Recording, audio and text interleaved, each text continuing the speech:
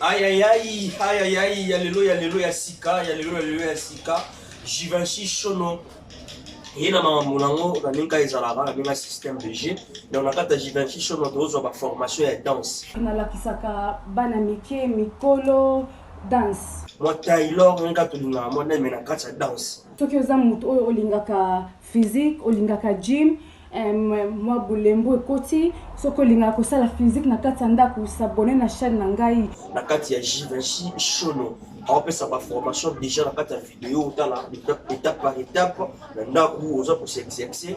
Donc ma vidéo ya sikapé ezoya, ba maman, dans senga ba maman, ba papa, ba tonton, ba tantine, ba yaya, ba leki. Donc soki oyebi kia olinga no physique, s'abonner na chaîne na ngai po okosepela makasi, donc boko sepela makasi. Et alors na royaume, royaume des chaussures, ici ma Givenchy Shono vraiment et ça on a bien. Donc tout s'abonner massivement na kata Givenchy Shono.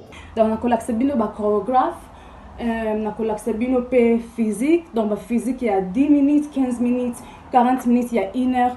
Instagram on peut ils wana ici Givenchy Shono et ça la biso bien na kata YouTube peut te communiquer avec Givenchy Shono et vous avez mobile déjà vous avez mieux décidé. Donc, bon s'abonner. Bisous.